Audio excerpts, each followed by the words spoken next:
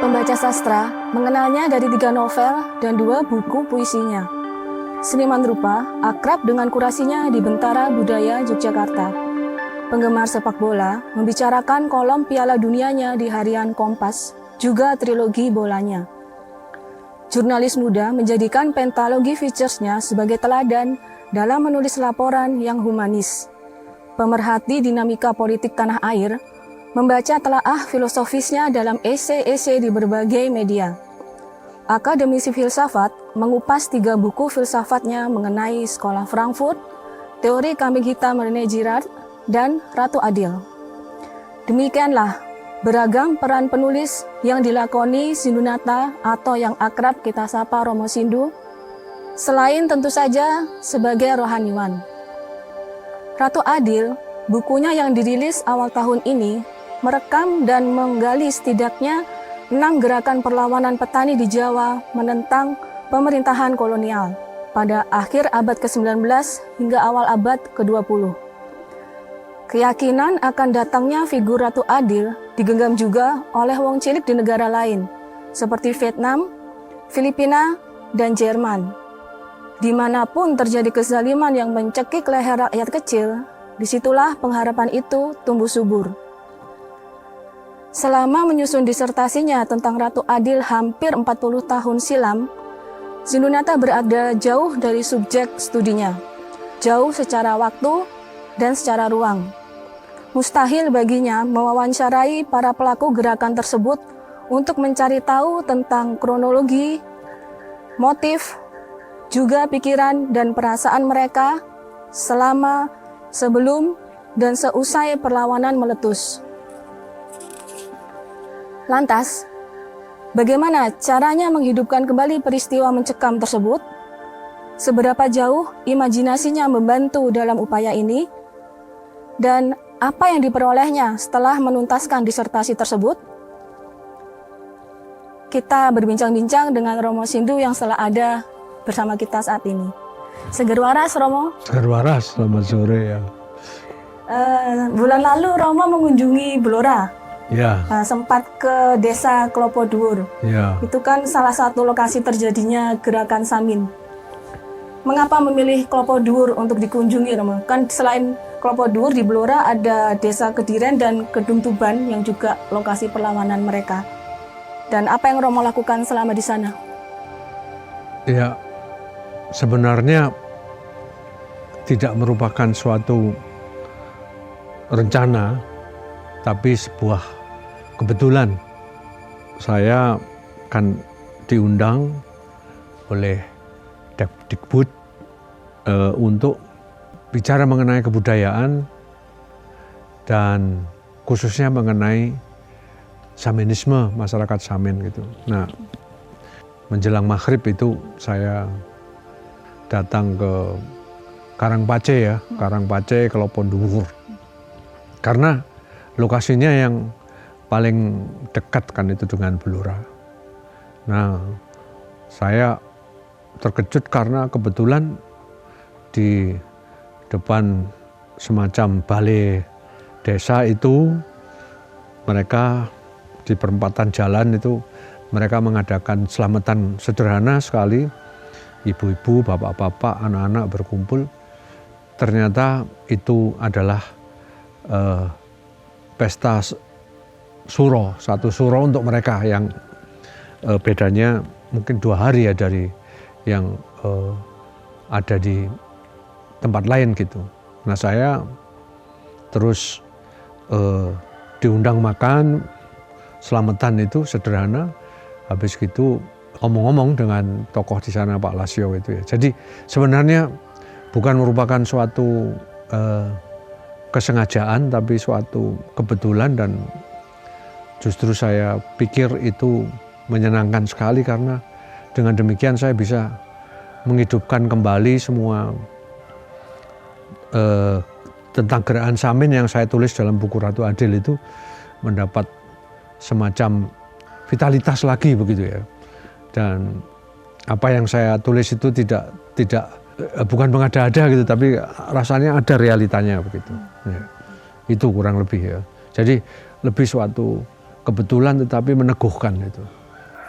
Selama di sana ada tempat khusus yang dikunjungi Romo, selama di Kelapa Duri itu?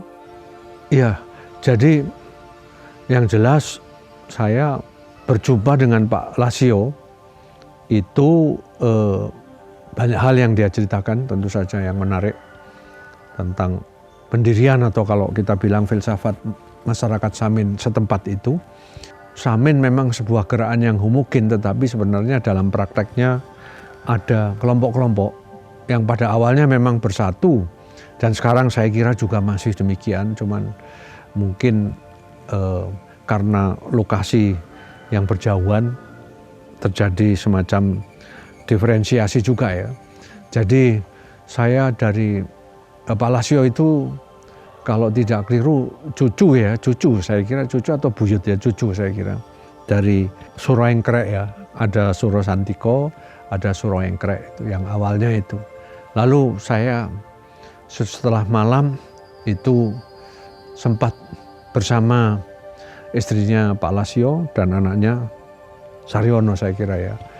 Mohon dan ternyata diantar mereka untuk ke makam Mbah Engkrek ini, dan saya merasa sesuatu yang sangat berarti karena biar bagaimanapun dia adalah salah satu tokoh masyarakat Samin yang memang tidak ikut dibuang oleh Belanda, tapi masih tinggal di situ sampai meninggalnya gitu.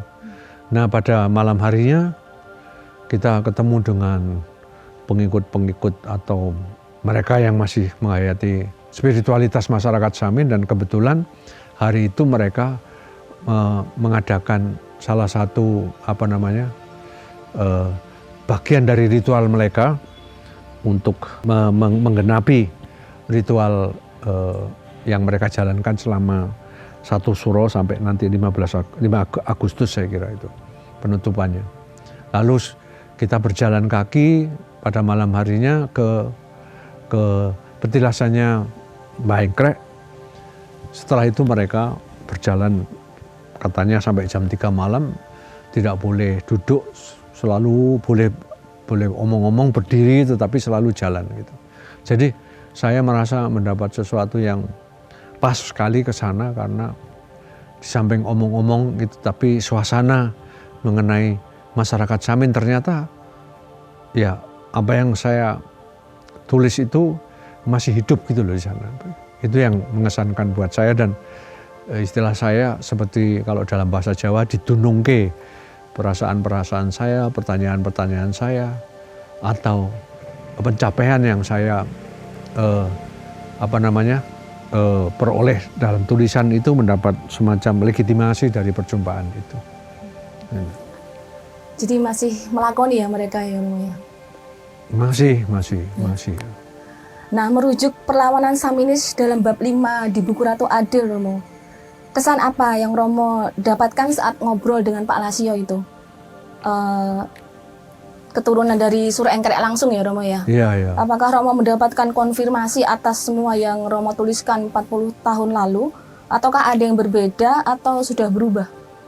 Iya, saya mesti mengatakan ya, supaya kita tahu konteksnya. Dari seluruh bab perlawanan yang saya ambil, salah satunya adalah masyarakat Samin. Sebenarnya dibanding dengan gerakan Perang Jawa, Perang Petani Jawa, lalu Kasan Mukmin, dan juga gerakan yang mendukung Serikat Islam Muda ya, Samin memang tidak melakukan suatu protes pemberontakan yang notabene dengan kekerasan, tidak ya. Ini konteksnya. Tapi justru porsi yang saya tekankan di sana itu sangat penting karena seluruh proses panjang pemberontakan itu sebenarnya didahului oleh pemberontakan harian, protes-protes harian ini. Dan itu tidak terbukti pada beberapa, tidak bisa dideteksi karena terbatasnya eksplorasi dokumen ya pada gerakan-gerakan yang lain, tapi pada masyarakat Samin itu jelas bahwa sehari-hari mereka sebenarnya sudah protes melawan kekuasaan, dan puncaknya tentu saja pemberontakan, tetapi pada Samin tidak. Tapi dengan demikian analisis mengenai Samin ini bisa memetakan sesuatu yang sangat berarti, bahwa pemberontakan yang terjadi di lain tempat itu sebenarnya tidak terjadi begitu saja dengan tiba-tiba, tapi sudah dihayati setiap hari. Protes mereka itu didasarkan pada keyakinan, kepercayaan, dan mungkin boleh disebut juga semacam agama, yaitu agama Adam itu. Nah, itu waktu saya ngomong dengan Pak Lasio itu nyata ada begitu loh. Jadi misalnya mengenai filsafat sami-sami, semua kita ini sami, gitu. Lalu mereka merasa diberikan kecukupan oleh alam ini, apa saja bisa menjadi sandang pangan. Itu rasa-rasa mereka betul-betul suatu gerakan masyarakat lokal yang berdasarkan kearifan lokal, itu saya jumpai gitu. Itu kurang lebih ya. Itu kan Romo baru mendapatkan kesempatan berbicara langsung dengan Saminis kan baru kemarin ya Romo ya, baru bulan lalu ya.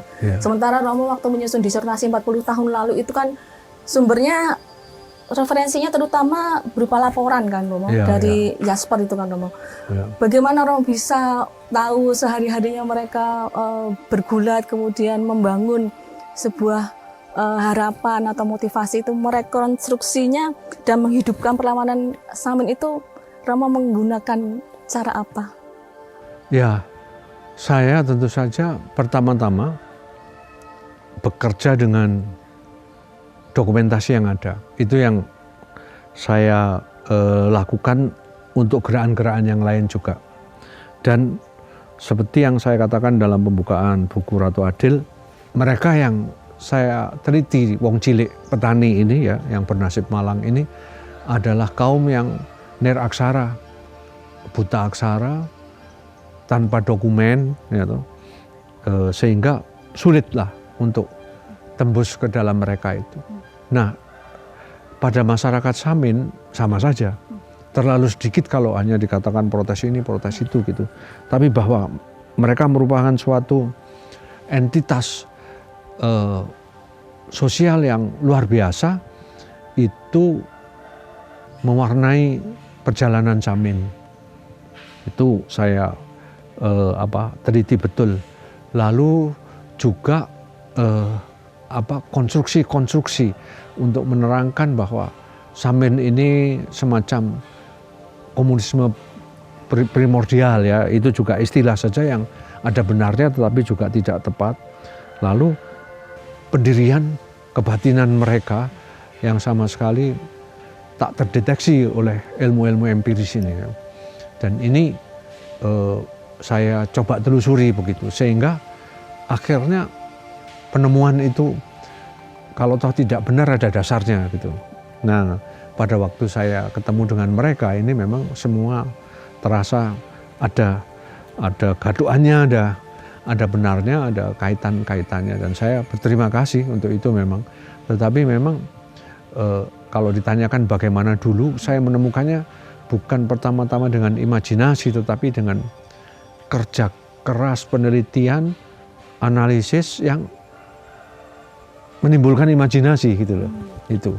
Jadi bukan imajinasinya datang dulu, tetapi penelitian-penelitian ini apa saja ya. Jadi hal-hal yang kecil itu ternyata begitu berbunyi, misalnya protes masyarakat Samin yang ya seperti Pak Engkrek sendiri bilang, itu yang saya kira contohnya Pak Engkrek itu yang dia bilang bahwa kalau kata yang dia kuasai itu selalu dalam bahasa Saminis itu ada agak berkonotasi dengan organ intim manusia ya, untuk menunjukkan bahwa dia kalau tidak mau ronda, tidak mau memenuhi kewajiban kampung, dia sudah mempunyai kewajiban sendiri, yaitu menjaga istrinya gitu. Itu saya telusuri terus begitu, dan gerakan ini lalu menjadi sangat hidup atas dasar ramuan-ramuan ini. Ini saya kira yang khas, sehingga seperti menjadi sebuah kisah gitu ya. Gitu. Nah, dari sekian banyak penelusuran Romo atas ajaran spiritual Samin. Yang manakah yang kira-kira selalu bisa kita hidupkan melintasi perubahan zaman ini, atau dalam ungkapan lain sebetulnya apa inti Saminisme sehingga sampai sekarang penerusnya itu masih relevan melakoninya loh? Ya, pakai saja rumusan-rumusan yang menjadi pegangan mereka ya. Misalnya sami-sami. Ya. Mereka selalu mengatakan kami ini sami-sami gitu.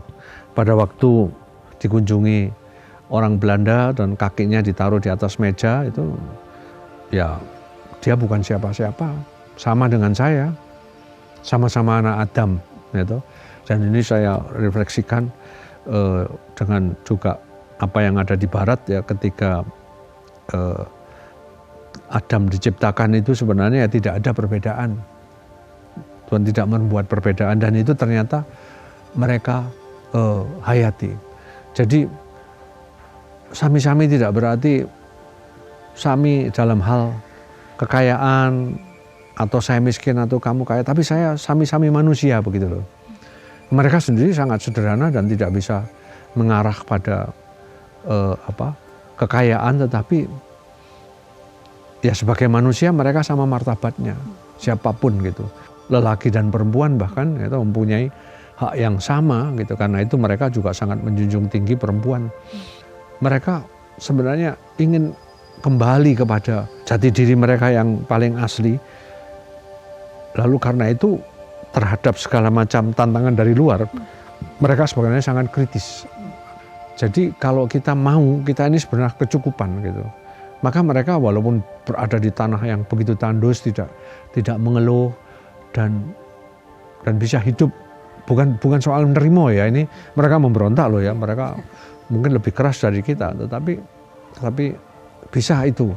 Nah, yang contohnya batu saja ketika dihaluskan menjadi pasir, menjadi batu yang sangat halus nanti untuk unsur bangunan, mereka kasih contoh semacam itu. Atau yang melekat di kepala saya itu kelabang saja kalau kita cari dan kita jual ke pasar, itu bisa menjadi uang untuk dimakan. Karena untuk makan ikan ya, memang saya sudah pernah mengatakan kalau kelabang itu untuk makan ikan arwana, itu arwananya menjadi bagus, merah. Nah itu kalau kita mempunyai lebih saja sedikit dari mereka, mengapa kita mengeluh gitu ya. Dan perasaan cukup ini saya kira sangat penting yang saya belajar dari masyarakat Samin ya. Jadi sandang pangan itu. Lalu mereka mengatakan juga seger waras ya. Kalau orang nggak seger waras ini melakukan ibadat agama pun nggak bisa begitu. Jadi permohonan mereka adalah moga-moga kita diberi seger waras. Maka salam mereka antar persaudaraan itu ya seger waras gitu. Ketemu satu sama lain seger waras gitu. Saya kira ini suatu ungkapan yang singkat tetapi menyimpulkan apa yang sebenarnya kita mohon sebagai manusia itu. Kita doakan, kita pujikan satu sama lain, ya seger waras gitu ya. Selamat, seger waras, hanya itu. Kalau kita ini kaya nggak seger, nggak waras mau apa. Kita pandai nggak seger, nggak waras mau apa. Tapi seandainya kita hanya seorang petani tapi seger waras, kita bisa bahagia. Gitu. Jadi hati-hati dengan mengatakan ini lalu wah kok menjadi semacam minimalis dan pasrah. Lalu jangan katakan begitu, menjadi seger waras itu sulit loh. Jangan dikatakan itu lalu minimalis ya. Banyak orang tidak mampu untuk menjadi seger waras karena keserakahannya, karena ketamaannya ya. Nah, padahal ini yang diberikan oleh alam gitu. Lalu kalau kembali kepada cerita itu, saya ketemu dengan samin-samin di sana itu, ini yang juga saya kira terkait dengan disertasi saya, itu lakunya. Mereka itu laku. Apa yang mereka katakan ini berdasarkan laku. Jadi misalnya 9 kali mereka harus menggenapi laku itu untuk mulai dari jam 8 malam jalan sampai jam 3 pagi mengelilingi hutan gitu ya, tidak boleh berhenti. Itu untuk menghormati orang tua, dalam hal ini ayah, yang menjadikan mereka gitu, utang budi itu ada dalam diri mereka. Lalu setelah itu ditutup dengan ngerowot gitu. Sejauh saya tahu perinciannya saya agak lupa, tetapi kurang lebih semacam itu. Ini dipersembahkan kepada ibu. Seperti yang dibilang mereka itu bahwa kita ini hidup ini sebenarnya berutang pada ibu yang melahirkan kita. Mbok kita mempunyai kecukupan material kayak apa, kita tidak sanggup. Nah ini saya kira salah satu unsur agama Adam ya toh, yang sangat menghormati, karena dalam penelitian saya itu ada tradisi Linggayoni yang lelaki tidak bisa dilepaskan dari perempuan dalam arti keintimannya begitu. Nah penghormatan mereka pada ibu itu begitu besar sampai ya mereka mengatakan kekayaan apapun tidak bisa saya berikan sebagai balas budi saya. Maka dengan laku batin ya, rawat itu kan bukan sekedar saya puasa ini itu, tetapi membersihkan batin saya. Ini salah satu yang saya buat untuk nyaur utang sebisa mungkin walaupun tidak pernah cukup untuk membayar pada siapa yang melahirkan saya, yaitu ibu saya. Itu saya terkesan karena prinsip orang hidup ini utang gitu. Dan memang kita utang pada Gusti Allah ya toh, yang menciptakan kita. Terus juga diberi contoh banyak, apapun yang terjadi dalam kehidupan ini terkait satu sama lain, kita tidak bisa menjadi diri kita sendiri karena orang lain mendukung siapa diri kita. Dalam banyak hal, dalam pekerjaan yang saya sadari kalau saya terapkan sekarang, menerbitkan basis itu, walaupun saya pemimpin umum, kalau dulu saya pemimpin redaksi, mana mungkin tanpa teman-teman redaksi, mana mungkin tanpa bagian distribusi, pemasaran, bahkan yang mengurus administrasi. Kalau sesuatu akhirnya ini mengangkat nama kita, itu juga karena kita utang pada banyak hal. Kita tidak bisa lepas dari hidup ini sebagai utang. Dengan demikian kita tahu diri bahwa bukan semuanya itu bukan merupakan pencapaian kita. Kekuasaan pun menurut saya juga utang pada rakyat. Kalau tidak dipercaya pada rakyat, bagaimana orang bisa berkuasa? Maka seharusnya penguasa itu nyaur utangnya ke rakyat gitu ya. Nah itu saya kira sangat penting untuk kita ketahui, dan bagi masyarakat Samin itu sendiri tidak cukup kalau tidak dilakukan pembersihan diri melalui lelaku itu tadi. Dan ini saya kira sangat Jawa, karena ngelmu itu kelakone kanthi laku gitu. Nah dia juga yang terkesan, makanya dia berani sama Belanda itu. Saya ketika ketemu Pak Lasio itu menjadi yakin, karena kalau kita sudah ngelakoni itu selalu menang kita daripada yang tidak ngelakoni gitu ya. Katakan kaum intelektual yang tahu teori, hanya tahu teori, tapi kami yang tahu praktek. Nah, demikian pula katakan teori bela diri, kalau kita diserang musuh, kalau mereka hanya tahu teori dan kita sudah tahu bagaimana membela diri karena laku kita mesti menang. Kita tidak takut, gitu. Siapa di depan kita, siapa di belakang kita, karena laku tadi gitu. Maka saya kira itu juga unsur yang penting. Kadang-kadang kita menyepelekan itu. Itu tadi beberapa poin yang saya katakan, saya kira sudah cukup banyak untuk kita cari relevansinya itu. Istimewanya kan itu tetap mereka lakoni bahkan setelah generasi kesekian gitu ya Romo ya.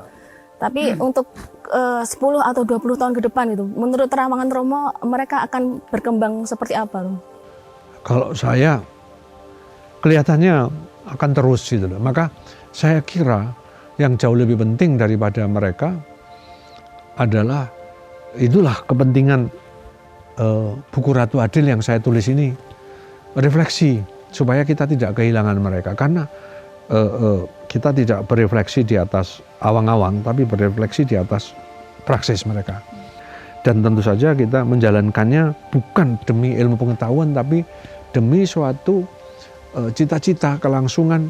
Moga-moga ini bisa terus hidup gitulah, itu akan lain gitu. Jadi saya tidak membayangkan bahwa Samin itu hanya untuk masyarakat Samin, tetapi juga ilmu Samin itu bisa kita refleksikan terus menjadi suatu bangunan teori yang berguna untuk bangsa dan masyarakat ya. Saya pikir kelestariannya justru di situ.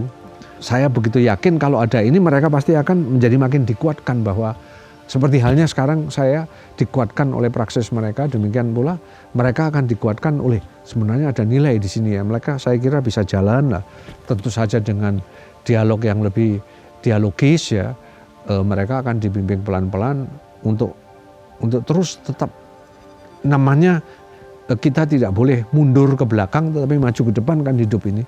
Tetapi berdasarkan apa? Kita tidak hanya asal maju toh, kita maju kalau dalam teori Ratu Adil ini berdasarkan penderitaan masa lalu, supaya utang akan penderitaan masa lalu ini kita sahur dengan kemajuan kita. Dengan demikian harus selalu direfleksikan kepada dasar di mana kita berangkat. Maka ada dua hal, saya kira mereka akan tetap lestari di tengah segala macam gesekan-gesekan macam-macam. Tetapi kelestarian mereka akan jauh lebih terjamin kalau seluruh hidup mereka terus kita refleksikan, kita beri kesempatan untuk hidup, dan kita sendiri mau juga menghidupinya. Itulah saya pikir kekayaan yang diberikan di dalam pluralisme bangsa ini. Gitu. Lega ya Romo ya, akhirnya ketemu dengan Pak Lasio itu lega sekali. Saya senang karena saya bisa bicara banyak hal, karena dalam sekali lah pertemuan, dan bukan hanya dengan Pak Lasio, ada yang namanya Pak Yasin, Pak siapa lagi beberapa itu yang menerangkan mengenai banyak hal gitu. Misalnya kata seger waras itu bukan Pak Lasio yang menerangkan, tapi Mas Yasir itu ya, yang orangnya sederhana, yang terus banyak hal yang saya jumpai pada malam itu. Tapi ternyata juga pengalaman ke makamnya Mbah Engkrek sendiri ya, itu sesuatu yang sangat berarti, karena pasti kok mau-maunya malam-malam itu dan diantar oleh istri buyutnya ya. Ya. Oh ya, ngomong-ngomong teman-teman, saat ini kita berada di depan Museum Basis, majalah yang legendaris, di mana Romo Sindu adalah pemimpin setelah puluhan tahun ya Romo ya. Mungkin Romo bisa berbagi riwayat majalah Basis ini dari dulu hingga sekarang. Ya. Saya kira memang harus dibicarakan dalam lain kesempatan. Hanya ini sekedar informasi saja. Kita berdiri berada di depan Museum Basis. Nah, ini Basis itu majalah kebudayaan yang tertua, tahun 51 lahirnya, jadi sudah 70 tahun lebih ya dari sekarang, dan masih bertahan dengan segala macam halnya. Dan ini kita mempunyai tempat sederhana untuk menghargai seluruh daya tahan ini. Ada museum di sini, itu di samping koleksi-koleksi majalah Basis juga ada beberapa ambien yang bisa bercerita mengenai ini, dan juga figur-figur patung yang merupakan para pendiri. Romo Zoetmulder ini ahli Jawa kuno. Siapapun yang mau belajar Jawa kuno ya, ilmunya ini ada di dalam buku itu, karena ini merupakan penelitian dari banyak hal. Ada Profesor Diarkoro, itu filsuf pertama Indonesia yang mendalami banyak hal tentang Pancasila juga. Terus Dekartoko sebagai budayawan. Saya meneruskan saja, sekarang ada Romo Setio yang orang muda yang menjadi pemimpin redaksinya. Jadi bertahun-tahun kami setia menghidupi ini, dan ini juga ada dari sebagai bagian dari Yayasan Basis, di mana kita juga mempunyai museum anak bajang yang merupakan harta yang tak terkira, karena di sana tersimpan juga riwayat-riwayat hidup seniman-seniman legendaris yang pernah kita jumpai gitu. Jadi sungguh-sungguh sebuah sumber ilmu, dan maka ya syukur bahwa sore hari ini boleh dilaksanakan di depan tempat yang demikian, menurut saya sangat bersejarah dalam sejarah kebudayaan, ilmu maupun seni. Ya Romo, terima kasih waktunya sudah menyempatkan berbincang-bincang dengan kami. Oh ya, selamat Romo, sudah dicetak ulangnya Anak Bajang Menggiring Angin untuk yang ke berapa ya Romo? 14 atau 15 ya Romo? 14 dan Ratu Adil kata Mas Andi juga akan cetak untuk ketiga kalinya. Padahal buku tebal itu. Ya. Demikian teman-teman perbincangan kita dengan Romo Sindu pada kesempatan sore hari ini. Terima kasih atas waktunya. Salam seger waras. Seger waras, amin.